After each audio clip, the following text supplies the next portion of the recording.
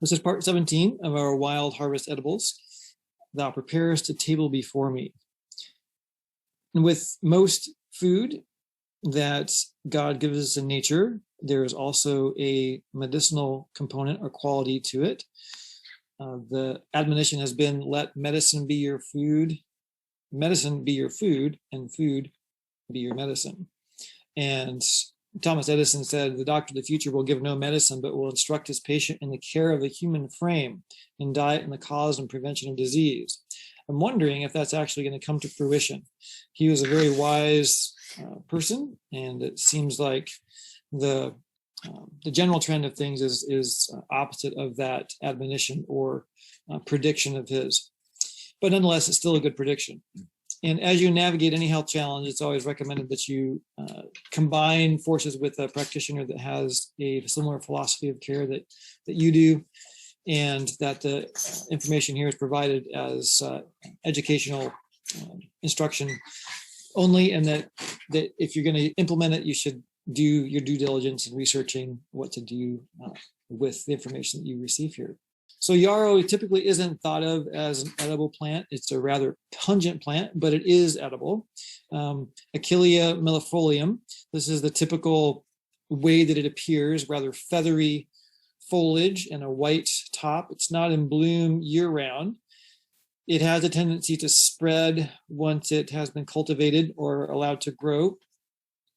So it does produce prolifically. It's found all across the world in temperate zones. So it's a very common plant that you find in mid to northern latitudes like we are. It's also called soldier's woundwort because of its effect that we'll talk about from a medicinal standpoint on wounds. And it's something to keep on hand, especially for cuts and bruises and wounds and things like that. And it blooms from May to July. And then the blooms will dry up, the heads will be dry.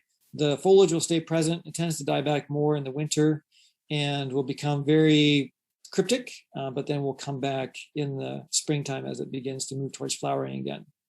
So using it for edible purposes, the leaves can be eaten raw or cooked. So you can add them for flavoring because it is quite pungent, like dill is pungent. You can add it to soups and stews and things like that. Probably wouldn't eat just a batch of it altogether. Does have blood clotting components to it, so blood thickening and clotting factors that it initiates, which is helpful from a wound standpoint, but not something that you'd want to eat a lot of. So a little bit is going to be helpful. It's least bitter if it's used young. As it ages, it becomes more pungent and stronger flavored. It's very nutritious, has a lot of different nutritional qualities, but it's something that you don't want to eat in large quantities, again, because of that initiation of the blood clotting cascade, which can be helpful in certain circumstances, but you wouldn't want to overdo it. So the flowers and leaves are typically used for tea, if not eaten in their typical vegetable state. The leaf is very bitter. You can add some natural sweeteners to help bring it into a more palatable state. So its edible usage is a fairly narrow scope. It's a medicinal usage is a much wider scope, and we'll talk about that here next. Now, yarrow can come in a lot of different cultivated varieties. So there's a pink and a red. Typically in the wild, it is going to be the white that I showed you first, but the cultivated varieties and cultivars are going to have the same medicinal properties. The flowers are going to be useful, the roots are going to be useful, the stems and leaves will have their medicinal and edible uses in addition to the white coloration. So there are different color varieties that are present. For medicinal purposes, you can use the entire plant. So the roots, stems, leaves, and flowers are all going to be parts that will be used for different things. It's very, very helpful in bleeding situations, for internal and external bleeding situations. It stops the bleeding, it causes blood vessel contraction and initiates clotting factors, has anti-inflammatory and antibacterial compounds that make it up that are also helpful from a open wound standpoint to prevent infection. It aids healing and reduces swelling and aids in wound disinfection. So you can use it kind of as a tea or as a poultice or even as a powder But it's best to clean the wounds and make sure they're debrided prior to the application of Yarrow, because it does have a rapid effect on stopping bleeding, so a very powerful astringent effect. And it can bind dirt or infectious agents in the wound. So something that could cause an infection wouldn't necessarily be the the bacteria itself necessarily, but something that maybe has it harbored inside it, for example. So debride the wound before applying, wash it, and make sure there's no gravel or anything stuck in it because it could bind it in. So to use it, chop or rip the leaves finely and apply it to the wound or the abscess in a loose dressing. Cover the wound with a cloth. You can repeat that 2 to 3 times a day until the healing, swelling has gone down or the wound is healed. For carrying it with you to have it on hand, just dry the leaves and then make a powder from the leaves. So crush it and powder it. And the dry powdered yarrow can be carried and sprinkled onto wounds right away if there is a wound that is created. Yarrow oil and tincture. So we'll look at how those are made here a little bit further down in our presentation. But the tincture or the oil, infused oil, can be used for nosebleeds and other minor wounds. So when I say oil, it's going to be an infused oil. It's not going to be an essential oil of yarrow. It's going to be an infused oil. The powdered yarrow, again, can be used just as a powder, much like you would use cayenne. So cayenne can also be used in wounds to stop bleeding in a pinch. It's nice to know there's a variety of different things that you can do. So powdered cayenne as well as powdered yarrow are very good for stopping bleeding. Hence, one of the common names being soldier's woundwort.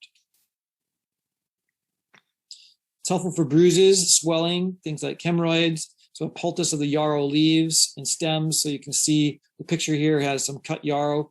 Probably very easy to harvest. It is very easy to harvest because the leaves, stems, and flowers are all useful parts. You're not restricted to one particular part of the plant. This is just a yarrow chop here.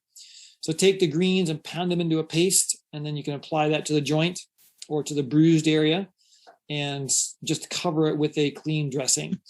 And that will be a way to initiate the healing process. An infused yarrow oil or salve also can work well to do an external application on a sprain or a bruise or a swelling joint, for example. The antibacterial, antifungal roles are very strong in yarrow. Again, it has a very pungent odor associated with it. And it has kind of those fern-shaped leaves, but it can help in healing wounds quite quickly. You don't want to use it in a deep puncture type wound. It heals it too fast. So the puncture wounds are going to need to heal from the inside out. And if it gets a healing nature taking place on the outside of that wound before the inner areas have healed, you can end up having gangrene set in or other things that tetanus, for example, would be trapped inside the wound. It could have pus buildup, etc. So more for surface wounds, not necessarily for deep puncture style wounds like a nail or something like that. You can also add it to salves and ointments that can be used to put on areas that have been hurt, or like rashes or scrapes and things like that, because of its antibacterial and antifungal qualities. So in addition to its healing qualities. Now, one of the reasons for actually putting salves and ointments and things, aside from just putting something antibacterial, antifungal on a wound, is simply to create a matrix across which the new cells can actually travel and migrate to granulate in and fill in the tissue that's been wounded. That's what helps to prevent scarring by keeping it moist, keeping a dressing on it, and prevents infection. But the ointments or salves create a matrix across which those cells can migrate more easily than in a wound that is allowed to scab over. So wounds that scab over typically have scarring associated with them, and wounds that are kept not wet or moist necessarily, but dressed and have a medium across which those cells can migrate, like a yarrow oil, for example, they will have less or minimal scarring. Some people use vitamin E oil to help with that too, and that is maybe one of the mechanisms of action for that, is that not only the antioxidant effect of vitamin E, but also a matrix across which those cells can migrate. also an antiviral, the measles, colds, and fever reduction. Yarrow can reduce the duration of illnesses that are derived from a virus, something to keep in mind in our current climate here. It's very quick to reduce fevers. Remember, though, that fever is one of the body's healing methods, although you need to pay attention to it. And if it rises to 101, 102, 103, moving on up, it's best to move it back down. But yarrow is a very effective febrifuge, something that reduces fever. So you can take it internally one of three ways. You can chew the raw yarrow leaves. So just take little fern-like leaves that you see in the center there and chew on them directly in your mouth. You can drink yarrow tea. So drinking the yarrow tea is going to precipitate sweating and also aid in reducing the fever. You can also use a yarrow tincture. So a tincture is going to be concentrated, and you can add some honey or maple syrup to it, for example, something that has a more concentrated potency that goes down a little quicker. Basically, it opens the pores, initiates the sweating mechanism, remembering that your body is the largest excretory organ. Your skin is the largest excretory organ of the body, and it cleans those pores right out through initiating sweating, helps to purify and mobilize the blood. It mobilizes it to the surface of the skin, which is in the finest capillaries of the body, and helps to move them around. So while it moves and mobilizes blood, it also functions in areas where it has exposure to air or internal bleeding. It can also aid in stopping that bleeding. So it has a dual action, that it has a system modulatory effect. It's helpful in menstrual issues. So using the tea or the tincture for a variety of different menstrual-based issues can actually initiate menstruation if someone isn't having their period as they ought to. So the lack of menstruation can be reinitiated with the use of yarrow. Excessive bleeding during menstruation. So if it's too effective, it can help to temper that off. So again, it's immune modulated, not immune, but system modulating. It can either start it or modulate an overactive menstrual cycle. Cramping, reduce the cramping, can tone muscles postpartum. So after giving birth, kind of give tone back to the muscles that have been strained and stretched. It basically functions as a smooth muscle relaxer in that regard and prevents hemorrhaging. So it can be useful postpartum, but you wouldn't use it during pregnancy. That's one indication. Contraindication is not using it if pregnant or breastfeeding.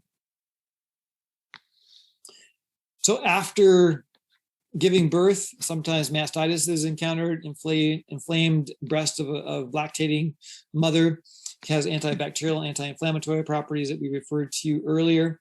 A poultice of the leaves tends to work best in conjunction with hydrotherapy. So use that poultice and then do hot and cold compresses on the area that's affected. You can also use cabbage leaf as a poultice in addition to, or instead of yarrow. So just regular cabbage can function in a medicinal way, like regular onion, regular garlic. Just let your food be your medicine and your medicine be your food. If we eat things that are not real food, if we eat manufactured substances, edible food-like substances, we have a greater tendency towards disease than if we're eating real food. God created the plants and every herb for our consumption. He didn't create animals for our consumption. Animals consume herbs to be healthy, the herb of the field to be healthy. And in fact, elephants grow on plant matter. So the largest land animals in the world, hippos and elephants, are all eating a plant-based diet. Dental pain. Dental pain, you can just chew on a fresh piece of yarrow. It turns out that it has salicylic acid in yarrow, which is also found in willow and birch. Those two also have salicylic acid, and they're powerful pain relievers. So again, it's antibacterial and anti-inflammatory. So if you have an abscess or dental pain of some kind, it can be helpful in that regard. And interestingly enough, the xylitol, the sugar xylitol, is derived from the birch tree. The xylitol is a sugar that is actually antibacterial for the oral bacteria that is implicated in cavity development. So you'll find that in some tooth gels and toothpastes and even gum. Also, you can use yarrow as an anti-anxiety and relaxer, so the tea, and it's actually useful in that regard without the sedation effects that many anti-anxiety drugs or muscle relaxer drugs, pharmaceutical preparations have. They often have the drowsiness associated with it, but there's no sedentary or sedative effects in the use of yarrow. It calms the central nervous system. That can be very beneficial in someone who has some major stress of some kind, shock due to a wound. So the wound, as well as the tea, being dressed with the yarrow and having the tea or using it, can help to reduce the anxiety associated with the injury. So just a caveat here, we talked about this briefly already, that don't eat or drink yarrow tea during pregnancy. Some people are allergic to yarrow, and as with anything, you want to start off with a little bit to begin with, test an area, test a little bit internally. If you have a reaction, it's better to stop with a little than to stop with a lot and have a much more robust reaction to it. If you're allergic to anything in the Asteraceae family, that'd be like daisies and sunflowers and things like that, things with many petals, you're going to want to stay away from yarrow as well if you have that kind of allergic reaction. Don't use it before surgery. It could cause some complications associated with that. So don't use it. There's some things, this is the one that you should discontinue just prior to surgical procedure. Anything that causes a rash or an irritation after using it, you should discontinue it and assume that that's an allergic reaction. So that's just an indicator of potential allergy or allergenicity. So making yarrow tea. 1 teaspoon of the dried yarrow leaves or flowers into 1 cup of boiling water. So 1 teaspoon of dried yarrow flowers isn't that many flowers, which is pretty nice. There's some other things that require a lot more flowers. Yarrow is one that's actually quite easy to gather. So put that teaspoon of dried yarrow leaves or flowers, put a cup of boiling water over it, and you can use a sweetener like raw honey. So pour the boiling water over the yarrow, cover it and steep it for 5 minutes, and then strain and sweeten, or if you wish. A tincture, fresh yarrow leaves and flowers together. Use vegetable glycerin. That's the way I prefer to do it. You can also use 80 proof alcohol. That's the traditional way to do it. Finally, chop the yarrow flowers and leaves and pack them into a jar. So it's not a loose pack, it's a relatively tight pack. And fill that jar with glycerin and let it steep or brew for 6 to 8 weeks, and adding more glycerin as needed. So that's going to be more important for the alcohol, because alcohol does have a tendency to evaporate over time. We want to keep it topped off. But the glycerin is going to be less volatile than alcohol. But it does the same purpose. It extracts the medicinal qualities from the herb and makes it more potent. So you need less to do the job. Once you've had that 6 to 8 week period of extraction, strain it through cheesecloths and then squeeze out the remaining glycerin and liquid and save that liquid. Keep it typically use a darker bottle and store it in the dark. Make sure you label it and date it so you know how long and what it is. To make a yarrow infused oil, so this is the yarrow oil, not an essential oil, but an infused oil, because you're going to be using a carrier oil like organic olive oil. You could use a different oil if you wish, but you're going to be using the fresh or the dried leaves. If you are going to use fresh, then you should dry them before using them. So place the yarrow in a jar and cover them, just cover the yarrow with the oil, and then bring a small pot that's going to fit your jar of 1/3 of full of water. So it's going to be a pot that's going to be conducive to your jar. And you're basically going to be doing a double boiler action. So you want to be able to put that oil and yarrow into the water, but not have the water come into the oil yarrow mix. 2 to 3 hours of gentle heating, and then you allow it to cool and filter it. You don't want to overheat it, but just give it that gentle heat for 2 to 3 hours. Again, squeeze that cheesecloth to get the maximum liquid extracted, and then use that oil medicinally. So you can just take a fingertip out of it, rub it on a joint or a surface that might need some attention, and use it as needed. Now you can take that Yarrow infused oil and add it to beeswax to make a salve. So a half cup of the infused Yarrow oil that you just made, then take 1 ounce of beeswax, use a double boiler to melt the wax and mix in that infused oil. And you can check the consistency to see how thick it is. You add wax to make it stiffer. If it's too runny, add oil to make it softer. So just play with it and see until you get the right consistency. And then you harden it in the fridge. So you'll add it while it's still warm. You'll add it to various storage areas, either jars or tins or however you want to store it. And then put it in the fridge to let it set or harden up. As always, label, date, and store your medicinal tinctures and salves and things in a cool, dry, dark location for best long-term storage.